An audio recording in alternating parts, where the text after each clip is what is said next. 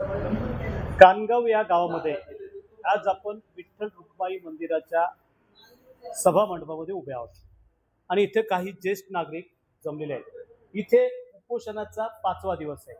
भानुदास शिंदे हे शेतकरी संघटनेचे कार्यकर्ते उपोषणाला बसलेत। त्या निमित्ताने काही वयोवृद्ध मंडळी आपल्याशी बातचीत करतात। दादा, आपलं नाव काय? माझं नाव गणपत बाप्पूराव नलवडे, राहणार कानगाव, तालुका दौंड, जिल्हा पुणे।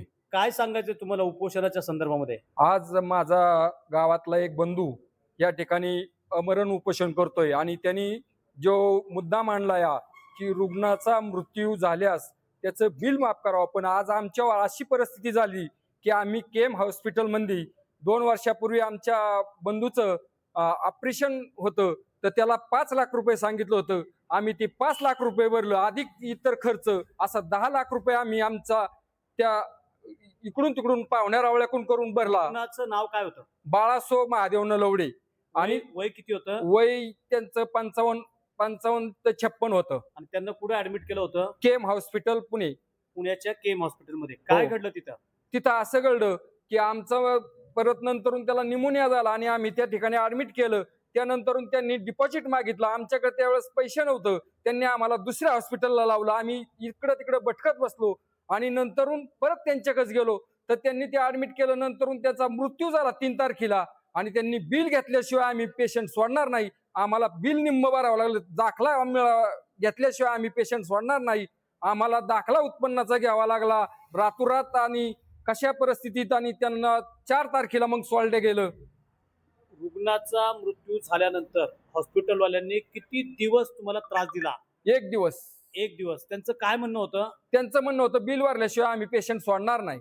मित्रांनो, या पांडुरंगाच्या मंदिराला जी साक्ष ठेवून भानुदास शिंदेने एक मुद्दा उपस्थित केला आहे की रुग्णालयामध्ये ऍडमिट झालेल्या रुग्णाचा उपचार दरम्यान मृत्यू झाला तर संबंधितांना बिल माफ करावं आणि संबंधित उपचार व्यवस्थित झाले तर त्याच्या शासकीय ऑडिटप्रमाणे त्या उपचाराचे पैसे द्यावेत। हा मुद्दा जो घेतलाय तो राज्याच्या प्रत्येक व्यक्तीच्या रुग्णासाठी हितकारक आहे आणि याचा पहिला जो झटका बसला, फटका बसला, ज्या परिवारातला व्यक्ती गेला त्या व्यक्तीनं त्याची यशोगाथा तुमच्या पुढे सांगितली। पुण्याच्या एका नामवंत केम रुग्णालयातला हा प्रकार, मेलेल्या व्यक्तीचं बिल घेतल्याखेरीज त्यानं ते सोडलं नाही। म्हणजेच मराठीतल्या एका गावाकडच्या भाषेत मैताच्या ही टाळूवरची लोणी खाणारी प्रवृत्ती रुग्णालयात आहे का, असा प्रश्न या निमित्ताने समोर होतो। तुम्ही काय तुमचं म्हणणं आहे की यांनी जी यशोगाथा सांगितली रुग्णाच्या संदर्भामध्ये आणि इथं जे उपोषण चाललेलं आहे, तर तुम्ही गावकरी म्हणून याच्या मागे कसं बघताय? नाही, हा मुद्दा जो सांगितला ना नलवडेंनी, हा अगदी योग्यच आहे।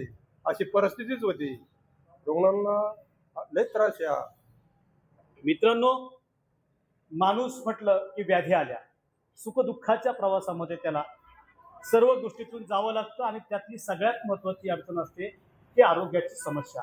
आणि ही आरोग्याची समस्या कशा स्वरूपाने त्रासदायक ठरते त्यातलं हे नलवडे परिवाराने सांगितलेलं उदाहरण।